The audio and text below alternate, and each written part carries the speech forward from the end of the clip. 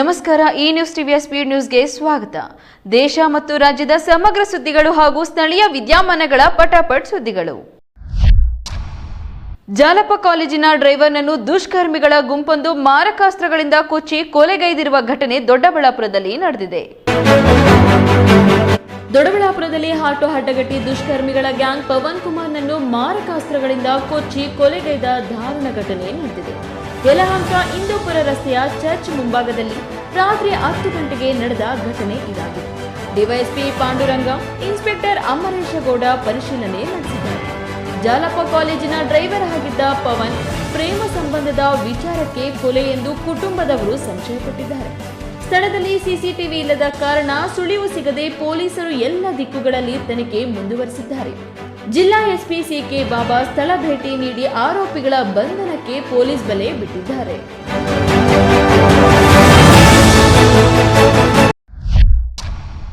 ಶಕ್ತಿ ಯೋಜನೆ ಜಾರಿಯಾದ ನಂತರ ಮಹಿಳಾ ಪ್ರಯಾಣಿಕರ ಸಂಖ್ಯೆ ಹೆಚ್ಚಿದ್ದು ಕಿಟಕಿಗಳ ಮೂಲಕ ಬಸ್ ಹತ್ತುವ ದುಸ್ಥಿತಿ ಎದುರಾಗಿದೆ. ಗದಗ ಜಿಲ್ಲೆಯ ನರಗುಂದ ಬಸ್ ನಿಲ್ದಾಣದಲ್ಲಿ ಮಹಿಳೆಯರು ಅಪಾಯಕಾರಿ ರೀತಿಯಲ್ಲಿ ಬಸ್ ಹತ್ತುವ ವಿಡಿಯೋ ವೈರಲ್ ಆಗಿದೆ. ಶಕ್ತಿ ಯೋಜನೆ ಜಾರಿಯಾದ ನಂತರ ಮಹಿಳಾ ಪ್ರಯಾಣಿಕರ ಸಂಖ್ಯೆ ಹೆಚ್ಚಿದ್ದು ಕಿಟಕಿಗಳ ಮೂಲಕ ಬಸ್ ಹತ್ತುವ ದುಸ್ಥಿತಿ ಎದುರಾಗಿದೆ. ಇದು ಸಿದ್ದರಾಮಯ್ಯ ಸರ್ಕಾರದ ವೈಫಲ್ಯವನ್ನು ಎತ್ತಿ ತೋರಿಸುತ್ತದೆ. ಸುರಕ್ಷತೆಯ ಬದಲಿಗೆ ಅಸುರಕ್ಷಿತ ಪರಿಸ್ಥಿತಿಗಳನ್ನು ಸೃಷ್ಟಿಸಿದೆ ಎಂದು ನೆಟ್ಟಿಗರು ಆಕ್ರೋಶ ವ್ಯಕ್ತಪಡಿಸಿದ್ದಾರೆ. ನನ್ನ ಅಫಿಡವಿಟ್ ನನಗೆ ಗೊತ್ತು, ಕಾಸು ಕೊಟ್ಟಿರುವುದು ನಾನು, ಕ್ರೆಡಿಟ್ ಕಾರ್ಡ್ ಬಳಸಿರುವುದು ನಾನು. ವಿರೋಧ ಪಕ್ಷ ನಾಯಕ ನಾರಾಯಣಸ್ವಾಮಿಯಿಂದ ಕಲಿಯುವುದು ಏನಿಲ್ಲ ಎಂದು ಡಿಸಿಎಂ ಡಿಕೆ ಶಿವಕುಮಾರ್ ಲೇವಡಿ ಮಾಡಿದ್ದಾರೆ. ವಿಧಾನಸೌಧದ ಆವರಣದಲ್ಲಿ ವಿಧಾನ ಪರಿಷತ್ ವಿರೋಧ ಪಕ್ಷದ ನಾಯಕ ನಾರಾಯಣಸ್ವಾಮಿ ಅವರು ತಮ್ಮ ಅಫಿಡವಿಟ್ನಲ್ಲಿ ದುಬಾರಿ ವಾಚ್ ಬಗ್ಗೆ ತಿಳಿಸಿಲ್ಲ ಎಂದು ಹೇಳಿದ ಹಿನ್ನೆಲೆಯಲ್ಲಿ ಉಪಮುಖ್ಯಮಂತ್ರಿ ಡಿಕೆ ಶಿವಕುಮಾರ್ ಅವರು ಲೇವಡಿ ಮಾಡಿದ್ದಾರೆ. ನಾರಾಯಣಸ್ವಾಮಿ ಅವರಿಗೇನು ಗೊತ್ತು, ನನ್ನ ಅಫಿಡವಿಟ್ ನನಗೆ ಗೊತ್ತು, ಕಾಸು ಕೊಟ್ಟಿರುವುದು ನಾನು, ಕ್ರೆಡಿಟ್ ಕಾರ್ಡ್ ಬಳಸಿರುವುದು ನಾನು. ನಾರಾಯಣಸ್ವಾಮಿಯಿಂದ ಕಲಿಯುವುದು ಏನಿಲ್ಲ ಎಂದು ಡಿಕೆ ಶಿವಕುಮಾರ್ ಹೇಳಿದ್ದಾರೆ. ನಾನು ನಾರಾಯಣಸ್ವಾಮಿ ಅವರ ಮನೆಯಿಂದಲೇ ವಾಚ್ ಕದ್ದಿದ್ದೇನೆ ಎಂದು ಅವರು ವ್ಯಂಗ್ಯವಾಡಿದ್ದಾರೆ. ಉಕ್ರೇನ್ನೊಂದಿಗೆ ಶಾಂತಿಯುತ ಇತ್ಯರ್ಥಕ್ಕಾಗಿ ರಷ್ಯಾ ಕೆಲಸ ಮಾಡುತ್ತಿದೆ ಎಂದು ಹೇಳುವ ಮೂಲಕ ಯುದ್ಧ ನಿಲ್ಲಿಸುವ ಸುಳಿವನ್ನ ರಷ್ಯಾ ಅಧ್ಯಕ್ಷ ಪುಟಿನ್ ನೀಡಿದ್ದಾರೆ. ಭಾರತ ರಷ್ಯಾ 23ನೇ ಶೃಂಗಸಭೆಯಲ್ಲಿ ಪ್ರಧಾನಿ ಮೋದಿ ಅವರೊಂದಿಗೆ ಸಂವಾದ ನಡೆಸಿದ ರಷ್ಯಾ ಅಧ್ಯಕ್ಷ ವ್ಲಾಡಿಮಿರ್ ಪುಟಿನ್ ಉಕ್ರೇನ್ನೊಂದಿಗೆ ಶಾಂತಿಯುತ ಇತ್ಯರ್ಥಕ್ಕಾಗಿ ರಷ್ಯಾ ಕೆಲಸ ಮಾಡುತ್ತಿದೆ ಎಂದು ಹೇಳುವ ಮೂಲಕ ಯುದ್ಧ ನಿಲ್ಲಿಸುವ ಸುಳಿವು ನೀಡಿದ್ದಾರೆ. ಉಕ್ರೇನ್ನಲ್ಲಿ ಶಾಂತಿ ಸ್ಥಾಪಿಸಲು ಪ್ರಧಾನಿ ಮೋದಿ ಅವರ ಪ್ರಯತ್ನಗಳನ್ನು ಪುಟಿನ್ ಶ್ಲಾಘಿಸಿದ್ರು. ರಷ್ಯಾ ಮತ್ತು ಭಾರತದ ನಡುವಿನ ಸಂಬಂಧವು ನಂಬಿಕೆಯನ್ನ ಆಧರಿಸಿದೆ. ನಾವು ಶಾಂತಿಯ ಮಾರ್ಗದಲ್ಲಿ ಪ್ರಯಾಣಿಸಿದ್ರೆ ಮಾತ್ರ ವಿಶ್ವಕ್ಕೆ ಪ್ರಯೋಜನವಾಗುತ್ತದೆ ಎಂದು ಅವರು ತಿಳಿಸಿದ್ರು.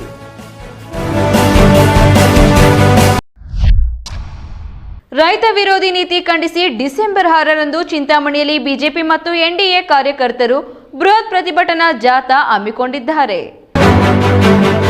ಭತ್ತ ಮತ್ತು ಮೆಕ್ಕೆಜೋಳಕ್ಕೆ ಬೆಂಬಲ ಬೆಲೆ ನೀಡಿ ಖರೀದಿ ಕೇಂದ್ರ ಸ್ಥಾಪನೆಗೆ ಆಗ್ರಹಿಸಿ ರಾಗಿ ಬೆಳೆಗೆ ಬೆಲೆ ನಷ್ಟ ಪರಿಹಾರಕ್ಕಾಗಿ ಒತ್ತಾಯಿಸಿ ಕಾಂಗ್ರೆಸ್ ಸರ್ಕಾರದ ರೈತ ವಿರೋಧಿ ನೀತಿ ಧೋರಣೆಯನ್ನು ಖಂಡಿಸಿ ಚಿಂತಾಮಣಿಯಲ್ಲಿ ಡಿಸೆಂಬರ್ 6 ಶನಿವಾರ ಚಿಂತಾಮಣಿ ನಗರದಲ್ಲಿ ಬೃಹತ್ ಪ್ರತಿಭಟನಾ ಜಾಥಾವನ್ನು ಹಮ್ಮಿಕೊಂಡಿದ್ದು, ಈ ಪ್ರತಿಭಟನಾ ಜಾಥಾದಲ್ಲಿ ಹೆಚ್ಚಿನ ಸಂಖ್ಯೆಯಲ್ಲಿ ಬಿಜೆಪಿ ಹಾಗೂ ಎನ್ಡಿಎ ಕಾರ್ಯಕರ್ತರು ಭಾಗವಹಿಸಿ ಪ್ರತಿಭಟನೆ ಯಶಸ್ವಿಗೊಳಿಸುವಂತೆ ಬಿಜೆಪಿ ಪಕ್ಷದ ಮುಖಂಡ ದೇವನಹಳ್ಳಿ ಜಿಎನ್ ವೇಣುಗೋಪಾಲ್ ಅವರು ಮನವಿ ಮಾಡಿದ್ದಾರೆ.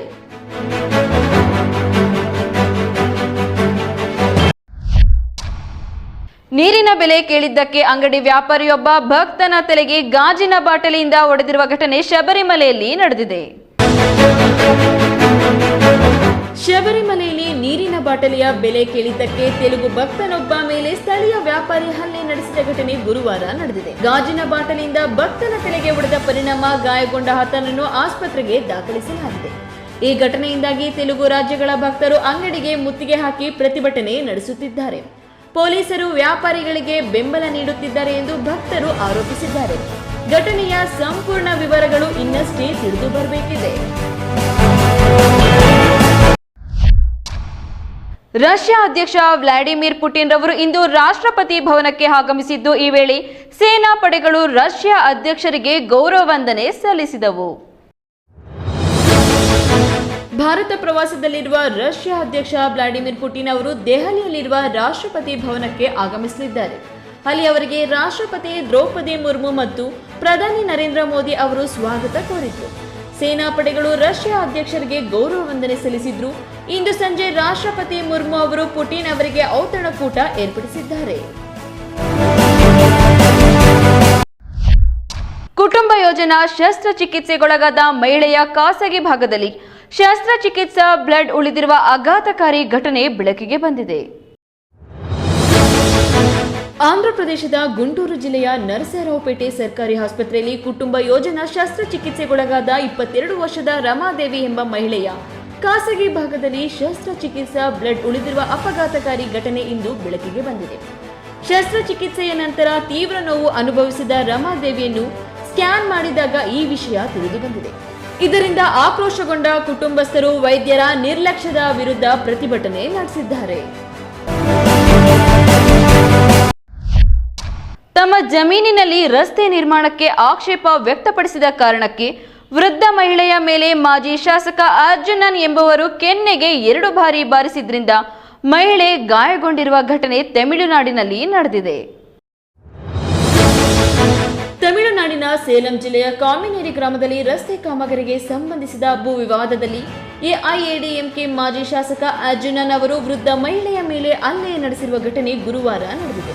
ತಮ್ಮ ಜಮೀನಿನಲ್ಲಿ ರಸ್ತೆ ನಿರ್ಮಾಣಕ್ಕೆ ಆಕ್ಷೇಪ ವ್ಯಕ್ತಪಡಿಸಿದ ಕಾರಣಕ್ಕೆ ಅರ್ಜುನನ್ ವೃದ್ಧ ಮಹಿಳೆಯ ಕೆನ್ನೆಗೆ 2 ಬಾರಿ ಹೊಡೆದಿದ್ದಾರೆ. ಗಾಯಗೊಂಡ ವೃದ್ಧ ಮಹಿಳೆಯನ್ನು ಓಮಲೂರು ಸರ್ಕಾರಿ ಆಸ್ಪತ್ರೆಗೆ ದಾಖಲಿಸಲಾಗಿದೆ. ಚೇತರಿಸಿಕೊಂಡ ನಂತರ ಮಾಜಿ ಶಾಸಕರ ವಿರುದ್ಧ ಪೊಲೀಸ್ ದೂರು ದಾಖಲಿಸುವುದಾಗಿ ಕುಟುಂಬ ಸದಸ್ಯರು ತಿಳಿಸಿದ್ದಾರೆ. ಈ ನ್ಯೂಸ್ ಟಿವಿಯ ಸ್ಪೀಡ್ ನ್ಯೂಸ್ ಜೊತೆಗೆ ತಪ್ಪದೇ ವೀಕ್ಷಿಸಿ. ಈ ನ್ಯೂಸ್ ಟಿವಿಯ ಮುಖ್ಯ ಸಂಚಿಕೆ ರಾತ್ರಿ 8:30ಕ್ಕೆ.